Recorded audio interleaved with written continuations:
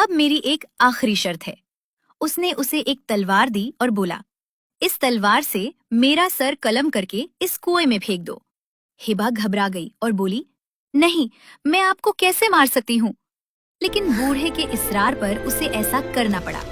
जैसे ही बूढ़े का सर कुएं में गिरा, वो खौफनाक बूढ़ा एक निहायत खूबसूरत और जवान मर्द में तब्दील हो गया और वो डरावनी जगह एक शानदार महल बन गई।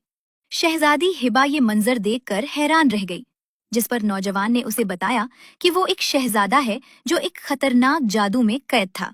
उसने शहजादी का शुक्रिया अदा किया और उससे दरखास्त की कि वो शहजादे के बाकी दोनों भाइयों के साथ भी ऐसा ही करे, ताकि वो भी इस जादुई कैद से रहाई पा सकें। हिबा ने बाकी दोनों बुरे भाइयों के साथ भी ऐसा ही किया और उन्हें भी खूबसूरत नौजवानों में बदल दिया।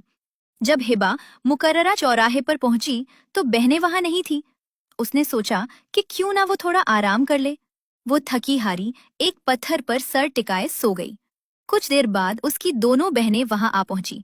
उन्होंने हिबा को सोता पाया तो चुपके से उसके बैग की तलाशी ली। मरवा बोली, देखो, उसके सेब तो हमारे सेबों से बिल्कुल मुख्तलिफ और सुनहरी हैं।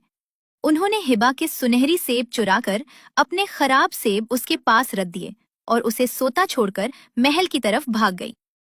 जब बादशाह ने मरवा और हानिया के लाए हुए सेब खाए तो वो बिल्कुल पहले जैसा सेहतमंद हो गया। लेकिन जब हिबा पहुंची तो उसके पास खराब सेब देखकर बादशाह को लगा कि वो उसे जहर देना चाहती है। उसने गुस्से में जल्लाद को हुक्म दिया, इस गद्दार शहजादी का सर फौरन कलम कर दो। लेकिन जल्लाद को उस मासूम लड़की पर रहम आ गया और उसने हिबा को मारने के बजाय उसे एक जंगल में जिंदा छोड़ दिया। वहां हिबा का सामना एक बड़े से भालू से हुआ। हिबा डर के मारे एक दरख्त पर चढ़ गई। भालू बोला, डरो मत शहजादी, नीचे आ जाओ, मैं तुम्हें कोई नुकसान नहीं पहुंचाऊंगा। आओ, मेरे साथ कुछ खा लो। हिबा ने डरते डरते कहा, मैं भूखी नहीं हूँ, मैं बस तुमसे डर रही हूँ। भालू ने कहा, मैं कोई भालू नहीं हूँ, ये सिर्फ मेरा भेस है।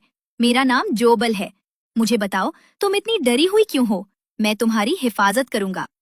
हिबा ने भालू को अपनी सारी कहानी सुनाई। जोबल उसे अपने खेमे में ले गया, जहां उसने भालू की खाल उतारी तो वो एक बहुत ही खूबरू नौजवान निकला। उसने हिबा को अपनी बहन बना लिया, जिसके बाद वो उसके साथ जंगल में हंसी खुशी रहने लगी।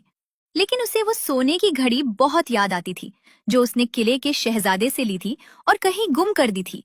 एक दिन वो और जोबल जंगल में घूम रहे थे कि हिबा चलाई, जोबल, देखो, मेरी घड़ी उस दरख्त की शाख पर लटक रही है जहां मैं तुमसे डरकर चढ़ी थी। वो खुशी खुशी घड़ी उतारने